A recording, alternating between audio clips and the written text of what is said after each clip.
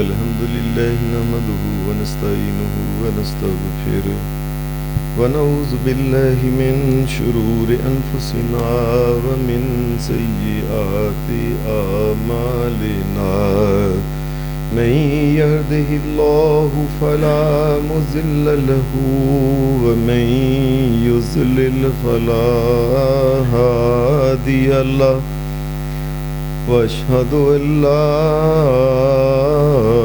إله إلا الله وحده لا شريك له وأشهد أن محمدا عبده ورسوله صلى الله عليه وسلم. أما بعد فإن خير الحديث كتاب الله وخير الهدي هدي محمد صلى الله عليه وسلم وشر الأمور محدثاتها وكل محدثة بدعة وكل بدعة ضلالة وكل ضلالة في النار. أعوذ بالله من الشيطان الرجيم. بسم الله الرحمن الرحيم.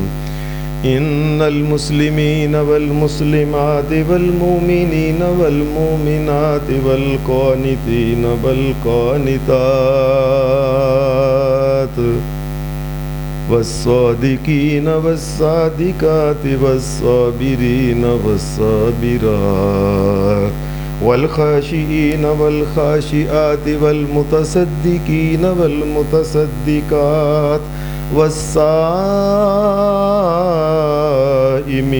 والصائمات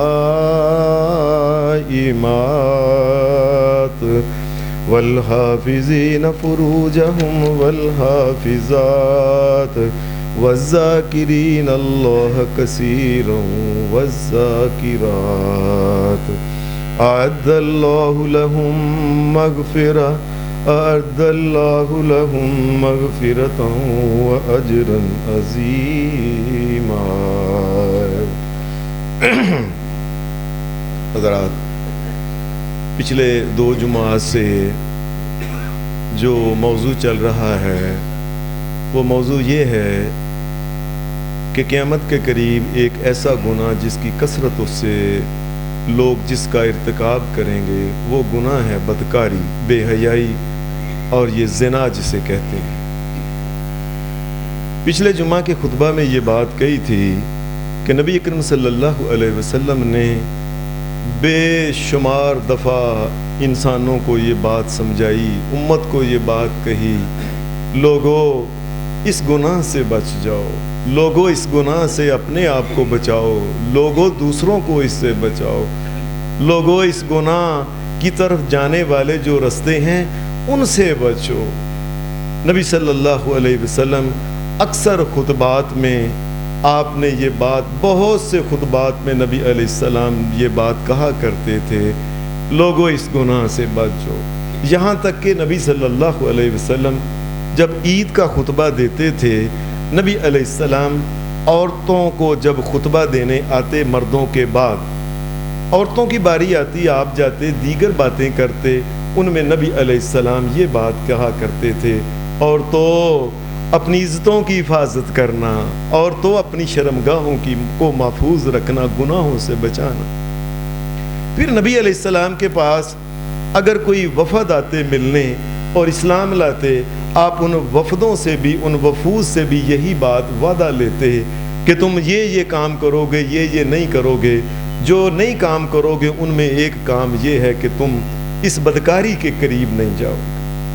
نبی اکرم صلی اللہ علیہ وآلہ وسلم، اور یہ آپ چاہے عورتیں آتی ہیں آپ کے پاس یا مرد آتے، تمام سے نبی علیہ السلام یہی لیتے، ان سے عہد لیتے کہ تم نے یہ گناہ نہیں کرنا.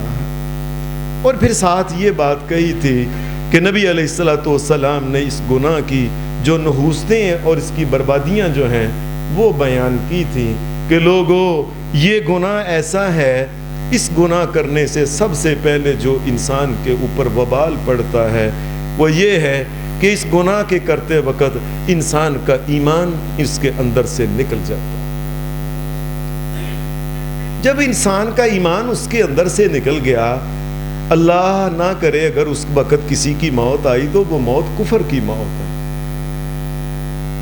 اور دوسری بات یہ کہی تھی کہ یہ جو گناہ ہے اس کے کرنے سے یہ ہوتا ہے اللہ تبارک و تعالیٰ انسانوں کی دعائیں قبول نہیں کرتا ہے۔ پھر یہ بات کہی تھی اللہ ایسے انسانوں سے دشمنی شروع کر دیتا ہے، اللہ تبارک و تعالیٰ طرح طرح کے عذاب نازل کرتا ہے۔ نبی صلی اللہ علیہ وسلم نے قیامت کی علامات میں سے ایک علامت یہی بتائی کہ یہ قیامت کی علامات میں سے ہے اس دنیا جہان کے نظام کو برباد اور تباہ کرنے کا جو بڑا سبب ہے وہ یہی گناہ۔ قیامت کی بات کہی تھی کہ قیامت کے دن یہ انسان ایسا ہوگا جو اس گناہ کو کرتا ہے، اللہ کی نگاہ سے یہ گر جائے گا، اللہ اس سے کلام تک نہیں کرے گا، نظر رحمت سے نہیں دیکھے گا، جہنم کے اندر اس کو ڈال دے گا، ایسی جہنم کے اندر کے جس میں سانپ اور بڑے بڑے کچھوے ہوں گے، یہ ایسی جہنم کے اندر اس کو ڈالا جائے گا اور عذاب بڑھتا جائے گا۔ پھر اس گناہ کے یہ تو انفرادی طور پہ انسان کو نقصانات ہیں، اجتماعی طور پہ نبی علیہ السلام نے یہ بات کہی تھی، فرمایا لوگو جس قوم میں یہ گناہ بدکاری عام ہو جائے سمجھ لینا اللہ تبارک و تعالیٰ اس قوم کو اخذوا بالسنا، فرمایا اللہ تبارک و تعالیٰ اس قوم کے اندر قحط کو نازل کر دے گا۔ باوجود اس کے کہ بڑے ان کے پاس ذرائع ہوں گے، اس کے باوجود قحط ہوگا۔ آپ یہی دیکھ لیں یہ پاکستان پنجاب کا چھوٹا سا ٹکڑا جب یہ انگریز حکمرانی کرتا تھا، یہی یہ چھوٹا سا ٹکڑا یہاں کی گندم اور چاول اور اناج اور دالیں پورے پاکستان اور ہندوستان جو پاکستان سے کئی گنا زیادہ ہے سارے علاقے کو یہ علاقہ یہ سپلائی کیا کرتا تھا اناج۔ بلکہ یہی نہیں، ہمارا یہاں کا جو اناج ہوتا تھا اس دور میں یہ انگلینڈ بھی جایا کرتا تھا، یہاں کی گندم اور چیزیں ہوتی تھی۔ اللہ نے اتنی برکتیں اس میں ڈالی ہوئی ہیں اس قوم کے لیے جو اس گناہ سے بچتی ہے۔ گناہ جب یہ کرنا شروع ہو جاتی ہے، بے حیائیاں جب ہونی شروع ہو جاتی ہیں، یاد رکھیں اللہ سب سے پہلے ان کو قحط میں جس کو دیکھیں ہے نہیں، بازار میں نہیں ملتی، فلاں جگہ، اللہ تبارک و تعالیٰ کی طرف سے پکڑ ان کے اوپر شروع ہو جاتی ہے کہ قحط پڑنا شروع ہو جاتا ہے۔ نبی صلی اللہ علیہ وسلم نے فرمایا یہ بے حیائی، یہ بدکاری جب قوم میں آنا شروع ہو جائے اللہ اس قوم کے اندر پھر طاعون کی بیماریاں اور گلٹیاں جو ہوتی ہیں ان کی بیماریاں شروع کر دیتا ہے۔ آپ ذرا کینسر کے اسپتال میں جا کے دیکھیں کتنی عورتوں کو سینے کے اندر گلٹیوں کی بیماریاں شروع ہو گئی۔ اللہ کی قسم پیغمبر علیہ السلام کائنات کے امام محمد الرسول اللہ نے کبھی غلط بات نہیں کی، وہ اللہ نے بتائی ہوئی ہے۔ یہ گلٹیوں کی بیماریاں، یہ گلے کے اندر یہ طاعون کی بیماریاں، یہ ساری جو ہیں یہ بدکاری اور بے حیائی کی وجہ سے یہ قوم کے اندر پیدا ہوں گی۔ اور نبی اکرم صلی اللہ علیہ وسلم نے معاشرے کی بیماریوں میں سے ایک بات یہ کہی، فرمایا اللہ ایسی ایسی بیماریاں نازل کرے گا کہ لوگوں کو سمجھ نہیں آئے گی یہ بیماری کیا ہے۔ پھر نبی علیہ السلام نے فرمایا امت کے اندر جب یہ گناہ عام ہو جائے گا تو موتیں بہت ہونا شروع ہو جائیں گی۔ جوانی میں کئی لوگ ایسے ہوں گے ہزاروں لاکھوں جو جوانی نہیں دیکھیں گے، موت ہی موت، طرح طرح کی موتیں ہو جائیں گی ان میں۔ اور اس کے بعد حضرت عبداللہ بن مسعود رضی اللہ تعالی عنہ کہا کرتے تھے جس قوم میں بے حیائی عام ہو جائے اذن اللہ بہلاکہا، اللہ فرشتوں کو پھر حکم دے دیتا ہے کہ انہوں نے اپنی مرضی کے پیچھے اپنے من کے پیچھے چلنا شروع کر دیا ہے، میں تمہیں حکم دیتا ہوں کہ اب ان علاقوں کو تباہ برباد کرنا شروع کر دو۔ اذن اللہ بہلاکہا، اللہ حکم دے دیتا ہے فرشتوں کو اس قوم کو تباہ اور برباد کر دو۔ لیکن اگر کوئی قوم ان گناہوں سے بچتی ہے، اپنے آپ کو پاک باز رکھتی ہے، جس قوم کے بچے اور بچیاں اس بے حیائی اور بے حیائی کے گناہ سے بچتے ہیں، اللہ تبارک و تعالیٰ اس قوم کے ساتھ ایک محبت کا تعلق پیدا کر لیتا ہے. اللہ اس قوم کے اندر ایسی اطمینانیت ان کو عطا کر دیتا ہے جو دنیا کی کسی دولت سے وہ اطمینان خریدا نہیں جا سکتا. جب قوم بے حیائی سے وہ نوجوان جس کو جوانی میں اللہ تبارک و تعالیٰ یہ بات عطا کر دے کہ وہ اپنی عزت کی حفاظت کرے, اللہ کی قسم روئے زمین کی دولت سے یہ دولت خریدی نہیں جا سکتی. یہ پاکی کی دولت جو اللہ ایسی اطمینانیت اور ان کے چہروں کے اوپر ایسا سکون عطا فرماتا ہے, زندگیوں کے اندر ایسا سکون عطا فرماتا ہے جو کسی طریقے سے مل نہیں سکتا ہے. پھر اس کا ایک اور فائدہ یہ ہوتا ہے کہ اس دنیا میں جو ہم رہ رہے ہیں, اگر بے حیائی سے بچیں, اپنے آپ کو اور اپنی اولاد کو اس سے بچائیں, عزیز و اقارب کو بچائیں, لوگوں کو کہیں لوگوں بچ جاؤ بے حیائی سے. اگر تم بچانا شروع کر دو, اللہ دنیا کے اندر تمہاری پریشانیاں اور مصیبتیں اللہ ان کو حل کرنا شروع کر دے گا. یاد رکھنا, یہ ایک گناہ ایسا ہے, ایک گناہ سے اگر کوئی امت بچ جائے, اللہ تبارک و تعالیٰ اس کو دنیا میں کسی پریشانی میں پھنسنے نہیں دیتا ہے. نبی اکرم صلی اللہ علیہ وسلم کی حدیث صحیح بخاری میں, امام بخاری رحمۃ اللہ علیہ نے کتاب الادب میں اس حدیث کو نقل کیا ہے. 5974 نمبر یہ حدیث ہے صحیح بخاری میں کہ نبی اکرم صلی اللہ علیہ وسلم نے فرمایا لوگو, تم سے پہلے کسی نبی کی امت میں سے 3 آدمی ایک جنگل میں سے سفر کر رہے تھے, گزر رہے تھے, پہاڑی علاقہ تھا. اچانک ایسا ہو گیا کہ بارش آئی, تیز موسلادھار بارش ہونا شروع ہو گئی, تھمتی نہیں تھی. یہاں تک کہ پہاڑوں کے اوپر سے چھوٹے چھوٹے بڑے بڑے پتھر جو تھے وہ نیچے سے مٹی کے بہہ جانے کی وجہ سے سرکنا شروع ہو گئے. یہ 3 آدمی بارش کی تیزی کی وجہ سے انہوں نے دیکھا اب کہاں چھپیں. اچانک ان کو ایک غار سی نظر آئی. نبی صلی اللہ علیہ وسلم نے فرمایا یہ تینوں غار کے اندر داخل ہو گئے. ابھی داخل ہوئے ہی تھے, اچانک اوپر سے ایک بہت بڑا پتھر لڑکتا وہ اوپر سے نیچے آتا تھا. اسی غار کے منہ کے اوپر آ کے یہ اس نے غار کے منہ کو بند کر دیا. باہر نکلنے کا کوئی رستہ نہیں تھا.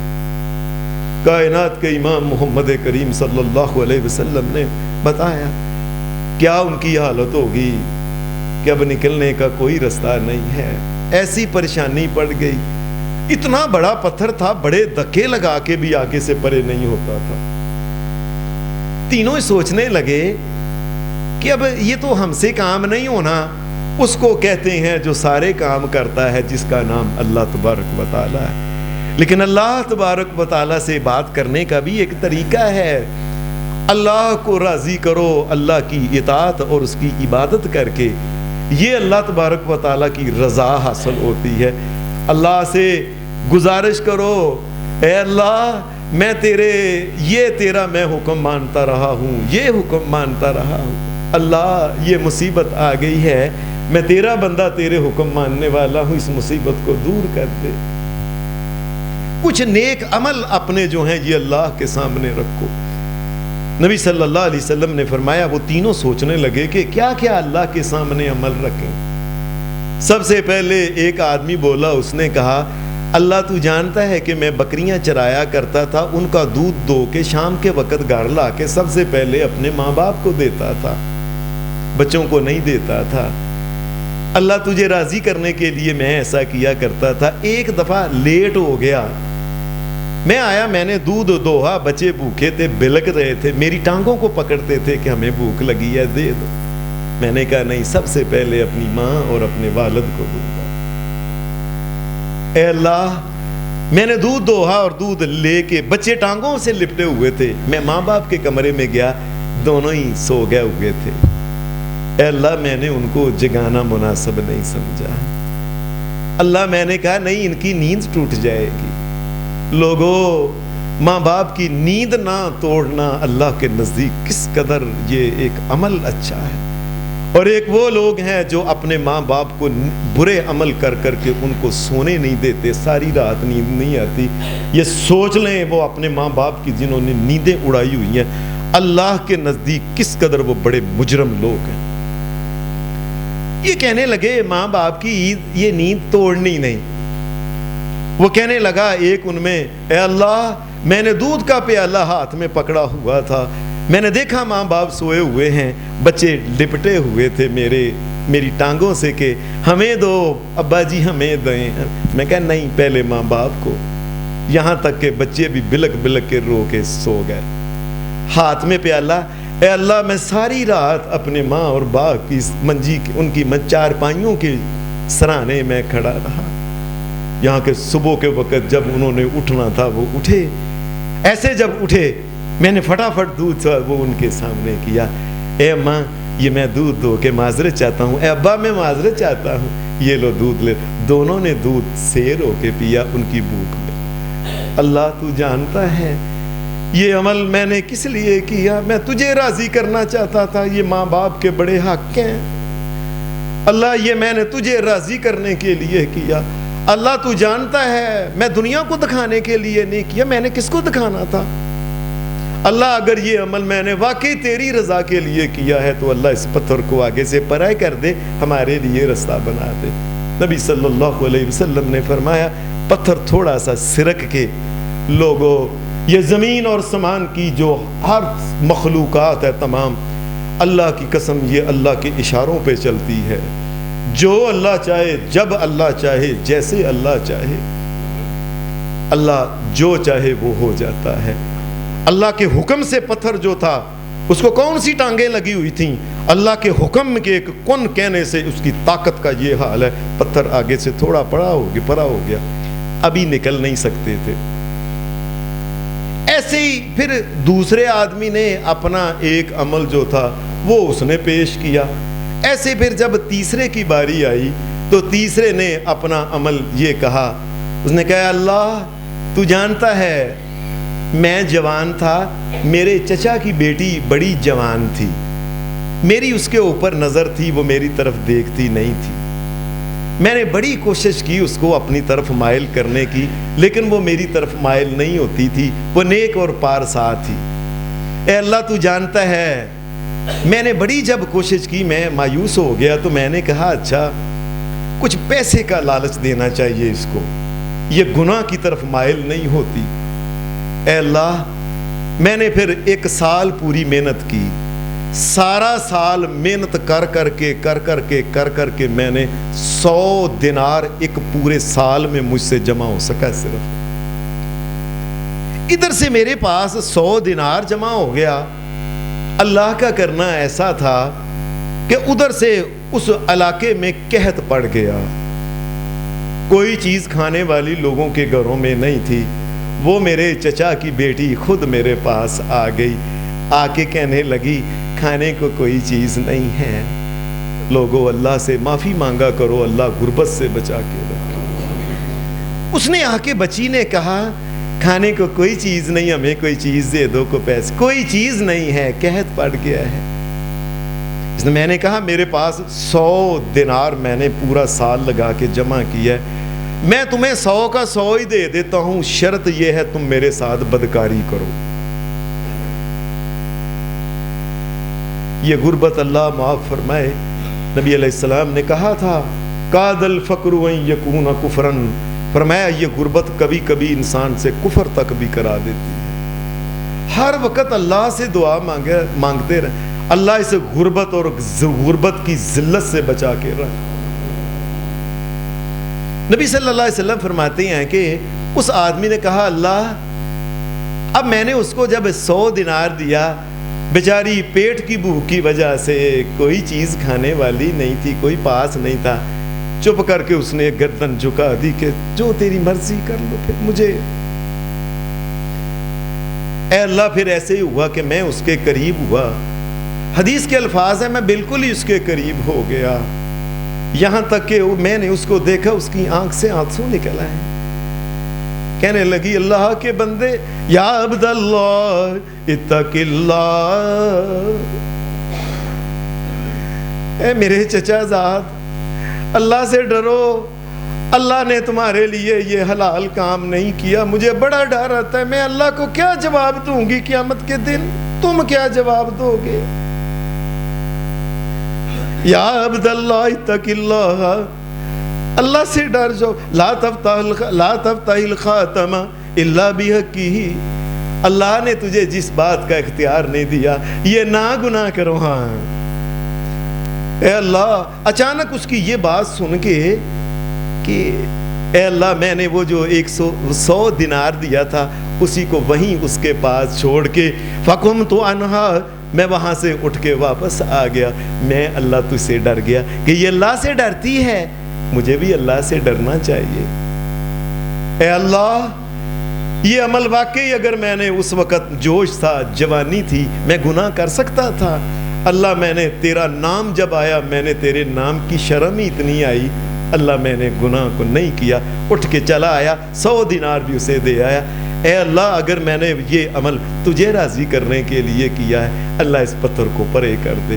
نبی صلی اللہ علیہ وسلم نے فرمایا پتھر سارا ہی پرے ہو گیا، وہ باہر آ گیا۔ لوگوں، آج بھی میں تمہیں کہتا ہوں یہ اللہ کا قانون یاد رکھیں۔ اب دنیا میں کسی بڑی سے بڑی مصیبت میں اگر پھنس گئے ہیں، اپنی عزت کبھی فروخت نہیں کرنی چاہیے، کبھی بے حیائی کا مظاہرہ نہیں کرنا چاہیے۔ اللہ تبارک و تعالیٰ دنیا میں پریشانیاں، تنگیاں، تکلیفیں جو کچھ بھی ہوتی ہیں، اللہ یہ سب دور کر دے گا اگر زندگی پارسائی کی رہے گی۔ اللہ اس کے جو اللہ سے ڈرتا ہے، اللہ اس کے لیے ایسے ایسے رستے بنا دیتا ہے جو اس نے کبھی سوچے بھی نہیں ہوتے ہیں۔ یہ اپنے آپ کو پاک رکھنا، اس کا دوسرے لفظوں میں اس کا مطلب یہ ہے کہ دنیا کی مصیبتوں سے اپنے آپ کو بچانا اور تنگی اور تکلیفوں سے محفوظ کرنا ہے اپنے آپ کو۔ یہ ہمارے سامنے یہ مشہور واقعہ ہے، یہ قرآن مجید میں سورہ یوسف کا، نحن نقص علیک احسن القصص، قرآن کہتا ہے بڑا ایک خوبصورت قصہ ہم تمہیں سناتے ہیں یوسف علیہ السلام کا۔ اس قصے میں خوبصورتی کیا ہے؟ سب سے بڑی خوبصورتی اس قصے میں جس وجہ سے یہ کہا ہے نا یہ خوبصورت قصہ ہے، احسن القصص، اس سے بہتر کوئی قصہ نہیں، کوئی کہانی نہیں ہے۔ لوگوں، ہم اپنے بچوں کو کتابوں میں کہانیاں کتے اور بلی کی سناتے ہیں، گریڈی ڈاگ اور فلاں اور فلاں اور فلاں اور فلاں، یہ کہانیاں کیوں نہیں ان کو سکھاتے، بچپن سے ہی سناتے کہ کس طریقے سے یوسف علیہ السلام اپنے علاقے سے نکلے بکتے بکتے غلاموں کی طرح، ایک ایسے گھر میں چلے گئے، وزیر کے گھر میں، جس کی بیوی، وزیروں کی بیویاں اس دور میں وہ لائنوں میں لڑکیوں کو لگا کے چنا کرتے تھے، نہایت خوبصورت عورت تھی یوسف علیہ السلام۔ یہ معصوم ایک بچہ تھا، نوجوان، اس کو دیکھا اس کا دل خراب ہو گیا اس کے اوپر، ایسی اخلاق باختہ عورت تھی۔ ایک دن یوسف علیہ السلام اسی گھر میں جس گھر میں یہ بک کے آئے تھے، قرآن مجید یہ کہتا ہے وَرَاوَدَتْهُ الَّتِي هُوَ فِي بَيْتِهَا عَن نَفْسِهِ، یوسف علیہ السلام کو پھر ایک دن نا یہ کہنے لگی میری ذرا بات سننا۔ یوسف علیہ السلام ذرا اندر آئے تو اس نے وَغَلَّقَتِ الْأَبْوَابَ وَقَالَتْ هَيْتَ لَكَ، اس نے جھٹ جا کے تالے سارے دروازے جو تھے یہ بند کر دیے۔ وَرَاوَدَتْهُ الَّتِي هُوَ فِي بَيْتِهَا عَن نَفْسِهِ وَغَلَّقَتِ الْأَبْوَابَ وَقَالَتْ هَيْتَ لَكَ، سارے دروازے بند کر کے کہنے لگی یوسف دروازے میں نے بند کیے ہیں، میں جوان ہوں، تم بھی جوان ہو، مجھ میں بھی طاقت ہے، تو وَقَالَتْ هَيْتَ لَكَ، یوسف جلدی کر لو۔ ہیت لَكَ کا مطلب یہی ہوتا ہے یوسف تم نے نہیں کہا، یہ میں دعوت دے رہی ہوں، یوسف آ جاؤ، جتنی جلدی گناہ کر سکتے ہو کر لو۔ قرآن مجید کہتا ہے کہ جب یوسف علیہ السلام نے یہ حالات دیکھے، ایسی پریشانی میں میں کہاں جاؤں، قالت ہیت لک، قال معاذ اللہ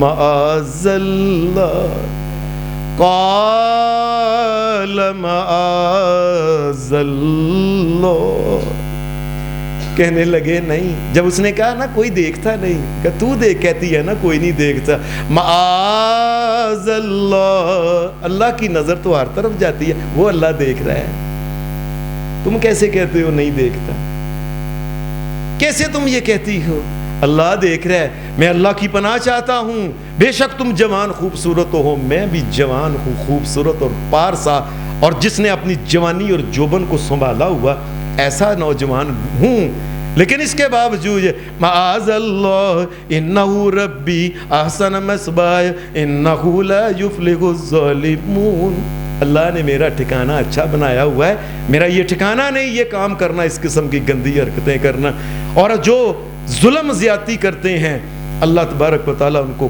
کبھی کامیابی نہیں دیتا۔ پرے ہٹ جاؤ، میں نے یہ یہاں تک کہ اس نے یوسف علیہ السلام نے جب دروازے کی طرف بھاگنا شروع کیا، اللہ نے پہلا انعام یوسف علیہ السلام پہ یہ کیا، جب وہ بھاگی ہے اللہ نے، اللہ کی طاقت ہے کن فیکون، اللہ کی قسم زمین آسمان کا ذرہ ذرہ اللہ کے کلام کو سنتا ہے، اللہ کے آرڈر کو سمجھتا ہے، دروازے بھی اللہ کے کلام کو سمجھتے ہیں، اللہ کی طرف سے یہ آرڈر آ گیا، وَغَلَّقَتِ الْأَبْوَابُ، وہ جو تالے جن کو جو تالے لگائے ہوئے تھے اور یا جن کو دروازے بند کیے ہوئے تھے، یوسف علیہ السلام بھاگتے گئے، دروازے آگے سے کھلتے گئے یہ ابواب کا جو مطلب ہے نا، ابواب کا مطلب ایک تو ہوتا ہے کہ یہ کمرہ ہے، اس کے یہ دروازے سارے یہ نہیں، یہ ابواب کا مطلب یہ ہے کہ وہ پچھلے اندر لے گئی تھی، رستے میں سارے دروازوں کو بند کرتے کرتے کرتے کرتے آگے لے گئی تھی وہ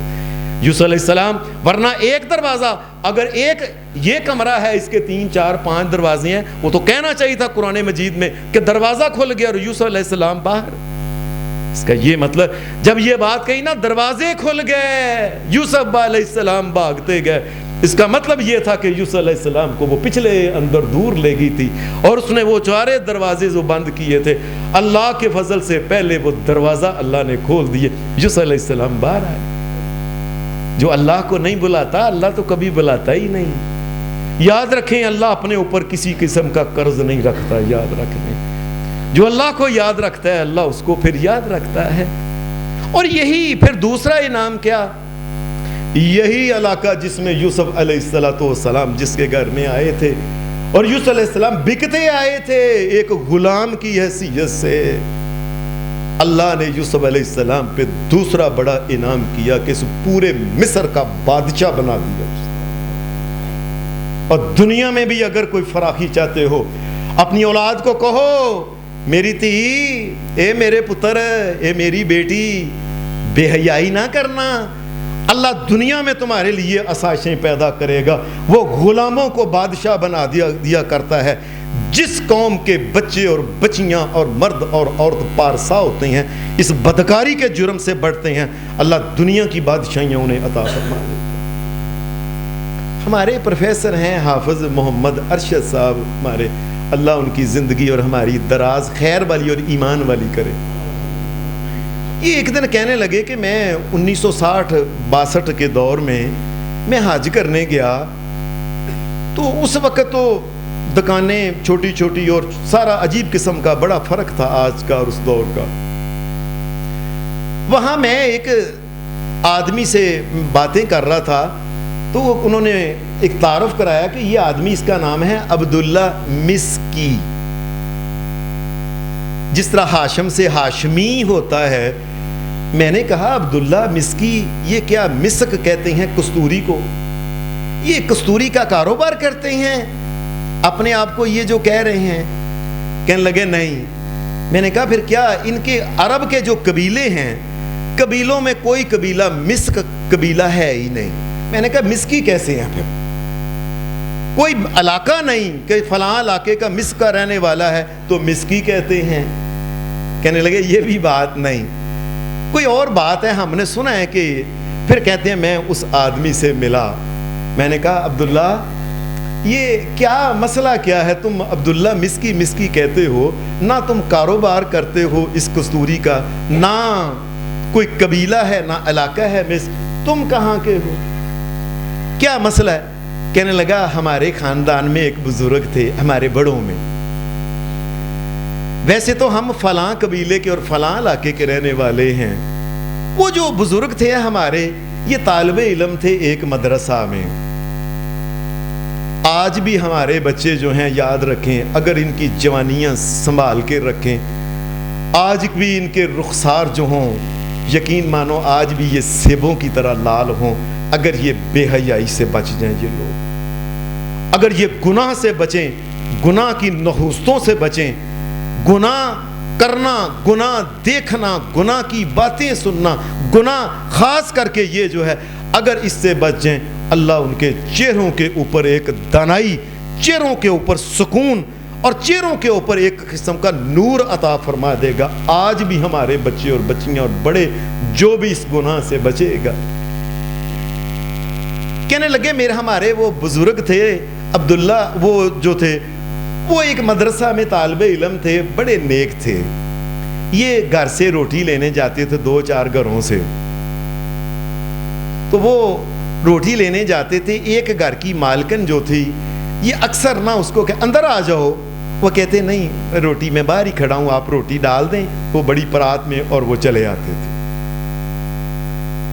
ایک دن ایسا ہوا کہنے لگی وہ اندر کوئی روٹی وہ ہے وہ اندر آ کے لے جاؤ، بڑا خوبصورت تھا وہ نوجوان، یہ اندر جب ہوا تو اس نے عورت نے جاٹ دروازہ بند کر لیا، کہنے لگی اگر تم نے میری بات نہیں مانی میں ابھی شور ڈال دوں گی اور اپنے کپڑے پھاڑ لوں گی، میں یہ کہوں گی اس نے میرے ساتھ یہ کیا وہ کیا ایسے ایسے اور ایسے، اور پھر تم سوچ لو تمہارا کیا حال ہوگا۔ پھر طالب علم پریشان ہو گیا، وہ کہنے لگی کہ میں کیا، کہنے لگے سادہ سی بات ہے، وہ عورت کہنے لگی میرے بس تم مجھے بڑے اچھے لگتے ہو، میں تمہارے ساتھ ایسے ایسے یہ گناہ کرنا چاہتی ہوں، میں بڑی مدت سے انتظار کر رہی ہوں، کیا بھلا نوجوان ہے، معصوم، کیا خوبصورت یہ نوجوان ہے۔ یہ بیچارہ بڑی دیر کہتا رہا کہ باجی بہن جو بھی کہ میں ایسا، نے کہا نہیں پھر سوچ لو۔ پھر کہنے لگا یہ طالب علم اچھا پھر مجھے پیشاب آیا میں پیشاب کر لوں، وہ تیار ہوگی، اس نے پیشاب کے لیے جب ٹوائلٹ میں گئے تو اس وقت ٹوائلٹ آج کی طرح یہ پاٹ نہیں لگے ہوتے تھے، عام طور پہ وہ پھٹیاں رکھی ہیں یا اینٹیں رکھی تھیں۔ یہ بچہ اندر گیا پیشاب کے بہانے سے، اس نے جتنا پخانہ وہاں پڑا ہوا تھا اس نے پکڑ کے اپنے منہ کے اوپر مل لیا اور اپنے وجود کے اوپر مل لیا۔ مطلب اس کا یہ تھا کہ میں باہر جاؤں یہ مجھے نفرت کر کے مجھے باہر نکال دے، میں گناہ نہیں کرنا چاہتا۔ جب اس نے سارا اپنے وجود کو مل لیا، وہ سارا پخانہ، یہ باہر آیا، عورت اور مقصد کے لیے تیار بیٹھی تھی، سرخی پاؤڈر لگا کے فٹافٹ منٹ میں، جب اس نے یہ دیکھا یہ کیا گند لگا، نکل باہر، اس نے دروازہ پر دھکا دے کے باہر۔ اب طالب علم تھا، اس نے سارا پخانہ لگا تھا، یہ تیز دوڑا کہ میں جلدی جا کے دوڑ کے اپنے مدرسے میں جہاں ہوں جا کے فٹافٹ میں اتار کے، جب یہ دوڑا ہے تو کہنے لگے ہمارا نام مسکی، یہ کستوری والا اس لیے پڑا ہے، جب یہ تیز دوڑ رہا تھا اپنے آپ کو یہ کہ میں جلدی مدرسے پہنچ جا کے اس کو اتاروں، گند کو صاف کروں، جدھر سے گزر رہا تھا دکاندار کہہ رہا تھا او مسک یا مسک مسکی، اور یہ تو کستوری اس نے لگائی ہوئی ہے، یہ کہاں سے اس نے اتنی کستوری لی ہے؟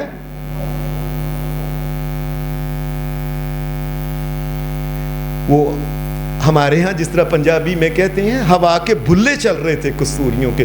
اللہ دنیا میں بھی عزت دیتا ہے اس قوم کو جو اپنی عزت کی حفاظت کرتے ہیں، جو بدکاری سے بچتے ہیں، بلکہ یہ مریم علیہ السلام کی تعریف قرآن مجید میں، اب سارا قرآن مجید پڑھ لیں، سارے قرآن مجید میں اللہ نے ایک عورت کا نام لیا ہے، حضرت مریم علیہ السلام کا نام، اور جن کی تعریف بیان کی ہے، اور تعریف ان کی کیا بیان کی ہے جو قرآن مجید نے، وَمَرْيَمَ ابْنَتَ عِمْرَانَ الَّتِي وَمَرْيَمَ ابْنَتَ عِمْرَانَ الَّتِي أَحْسَنَتْ فَرْجَهَا، قرآن مجید احسنت فرجہا فنفخنا فیہ من روحنا وصدقت بکلمات ربیہا وکتبہ وکانت من القانتین۔ مریم علیہ السلام کی اللہ نے خوبی بیان کی، اور مریم کے نام کی، علیہ السلام کے نام کی صورت اتاری، کئی سپاروں میں ان کا ذکر کیا۔ فرمایا مریم علیہ السلام کی سب سے بڑی خوبی پتہ کیا تھی؟ وَمَرْيَمَ ابْنَتَ عِمْرَانَ الَّتِي أَحْسَنَتْ فَرْجَهَا، مریم کی یہ بڑی خوبی تھی دیگر خوبیوں میں کہ یہ اپنی عزت اور عصمت کی بڑی حفاظت کرنے والی. اللہ نے تعریف قرآن بنا دیا مریم علیہ السلام کی باتوں کو کہ وَمَرْيَمَ ابْنَتَ عِمْرَانَ الَّتِي أَحْصَنَتْ فَرْجَهَا. فرمایا مریم علیہ السلام جو ہے ان کی تعریف اتنی بیان کرنے کی وجہ یہ ہے مریم اپنی عزت کی بڑی حفاظت کیا کرتی تھی, اور عزت کی حفاظت اتنی کیا کرتی تھی کہ یہ پسند نہیں کرتے تھے کہ لوگ باہر کو باتیں کریں میرے بارے میں. قرآن مجید نے کہا ہے کہ جس وقت ان کو اللہ نے اپنے فضل سے جب بغیر باپ کے یہ بچہ ہونے والا تھا تو اس وقت فَأَجَاهَا الْمَخَاضُ إِلَى جِذْعِ النَّخْلَةِ قَالَ يَا لَيْتَ. اس وقت جب وہ یہ بچہ ہو گیا درد آ گئی تو آئے کہنے لگے کہنے لگا مِتُّ قَبْلَ هَذَا, کاش میں مر جاتی, لوگ میرے بارے میں باتیں نہ کرتے گلیوں بازاروں میں. آج لوگ پسند کرتے ہیں ایسی اداکاری کر جاؤں لوگ برسوں یاد رکھیں, ایسی بازار سے گزر جاؤں لوگ میری باتیں کریں. کہا میں یہ بھی پسند نہیں کرتی لوگ میرے یا لیتنی مت قبل ھذا, کاش مریم تو مر جاتی, اس سے بہتر تیری بات ہی کوئی نہ کرتا, اللہ مجھے موت ہی دے دیتا. لوگ کیا بات کریں گے, بچہ ہو گیا مریم کا, مریم کی باتیں کیوں کریں لوگ بیٹھ کے گلی اور بازاروں میں. اللہ تبارک و تعالیٰ نے ان کو یہ مقام عطا کیا مریم علیہ السلام کو کہ نبی صلی اللہ علیہ وسلم نے فرمایا اس دنیا میں 4 عورتیں چنی ہوئی ہیں, ان سے بہتر کوئی عورت اس دنیا میں نہیں آئی ہے, اور ان 4 میں حضرت مریم علیہ السلام کا نام بھی رسول اللہ صلی اللہ علیہ وسلم نے بیان کیا. اور یہ حدیث کی کتاب صحیح بخاری میں یہ حدیث ہے اور صحیح مسلم میں یہ حدیث ہے کہ محمد رسول اللہ صلی اللہ علیہ وسلم نے فرمایا افضل ہیں یہ عورتوں کی سرداروں میں سے ہیں. بلکہ مریم علیہ السلام کے بارے میں ایک حدیث میں یہ آتا ہے, آپ نے فرمایا جنت کی سردار عورتیں جو ہیں, اور لوگوں دھیان سے سن لو میری بات کو, جنت کی سردار صرف حضرت فاطمہ نہیں ہیں, یاد رکھنا جنت کی سردار حضرت خدیجہ بھی ہیں, جنت کی سردار حضرت آسیہ بھی ہیں, اور جنت کی سردار حضرت مریم علیہ السلام بھی ہیں.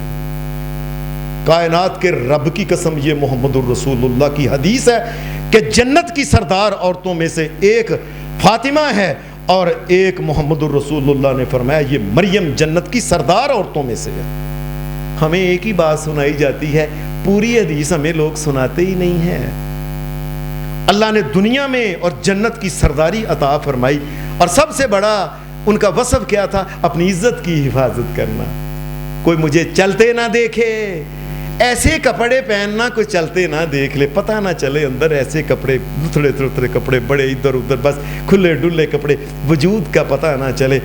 ایسی بیٹیوں کی, ایسی ماؤں کی, ایسی بہنوں خالاؤں اور پھوپھیوں کی اللہ عزت رکھتا ہے دنیا میں بھی اور آخرت. اور قیامت کے دن جب اللہ جنت میں ان کو دے گا تو اللہ جنت کی سرداری تو ان کو دے گا, اپنی اپنی جنت کے اندر سرداری تو ہوں گی تو دنیا کی عورتیں, اور کیا ہوگی, یہ سردار ہوں گی. یہ ہماری بیویاں, یہ بہنیں, یہ بیٹیاں, بچوں, اے بہنوں بیٹیوں, اپنی بیٹیوں اور اپنی عزتوں کی اپنی محفوظ رکھو. اللہ جنت کی سردار, جس طرح سیدہ فاطمہ کو جنت کی سردار, بڑی جنت کی سردار, تم اپنی جنت کی سردار بنو گے.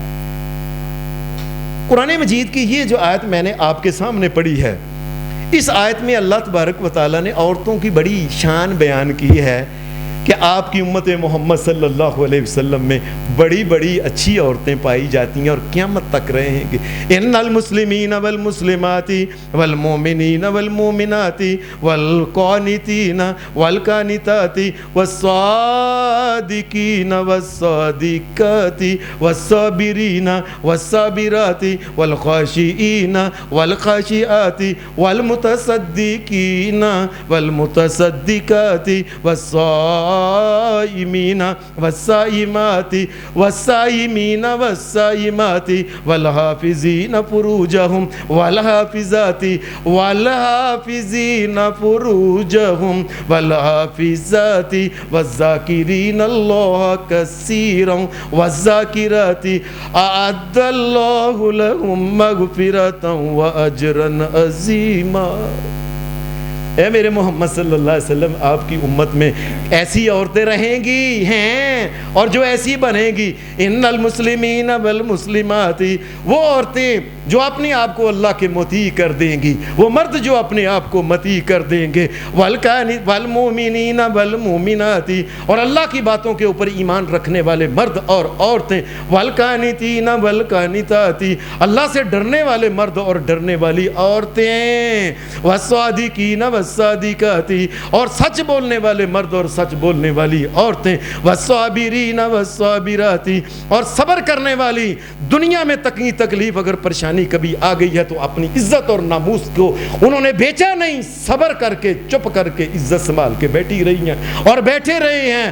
والخاشعین والخاشعات، اور اللہ سے ڈرنے والے مرد اور عورتیں، والمتصدقین والمتصدقات، اور اللہ کے راستے میں کچھ نہ کچھ صدقہ کچھ نہ کچھ کرتے رہنے والے مرد اور کچھ نہ کچھ صدقہ کرنے والی عورتیں، والصائمین والصائمات، اور روزہ رکھنے والی عورتیں اور روزہ رکھنے والے مرد، والحافظین فروجہم والحافظات، اور وہ مرد جو اپنی عزت کے اوپر بدنامی کا دبا بھی لگنے نہیں دیتے، اور وہ عورتیں بھی جو اپنے آپ کو محفوظ رکھتی ہیں، گناہ سے اپنے آپ کو محفوظ رکھنے والے یہ جو لوگ ہیں، اور یہ اللہ تبارک و تعالیٰ کا ذکر کرنے والے مرد اور عورتیں، یہ جو ہیں لوگ، اعد اللہ لکم مغفرتا واجرا عظیما۔ یاد رکھو قیامت کے دن، اور میں نے جو ان کے لیے تیار کیا ہے نا، اور دنیا میں ہوتا ہے نا کسی کو تیار دیکھ کے اپنا دل دے، اور جو میں نے ان کے لیے تیار کیا ہوا ہے تمہیں کبھی سوچا بھی نہیں، کبھی دیکھا بھی نہیں، کبھی خیال بھی نہیں کیا ہے۔ اعد اللہ لہم مغفرتا، قیامت کا دن ہوگا، قیامت کے دن ان کو بلایا جائے گا جن میں یہ خوبیاں ہوں گی، اے فلاں عورت، اے اپنی عزت کی حفاظت کرنے والی، اے بچی اپنے آپ کو سنبھال کے رکھنے والی، گناہوں سے بچانے والی، آگے آؤ، اللہ نے تیرے لیے جنت کا اور مغفرت کا ٹکٹ تیرے لیے سنبھال کے رکھا ہوا، یہ پکڑ لو۔ وَأَجْرًا عَظِيمًا، بڑا ہی اجر عظیم تیرے لیے رکھا ہوا ہے۔ اور فرمایا محمد رسول اللہ صلی اللہ علیہ وسلم نے، مَن يَضْمَنُ لِي مَا بَيْنَ رِجْلَيْهِ وَمَا بَيْنَ لَحْيَيْهِ أَضْمَنُ لَهُ الْجَنَّةَ۔ اے امت محمد صلی اللہ علیہ وسلم کے مردوں عورتوں بچیوں، میری بات یاد رکھو، میں اللہ کا نبی محمد ضامن ہوں۔ ضامن کس کا ضامن ہو؟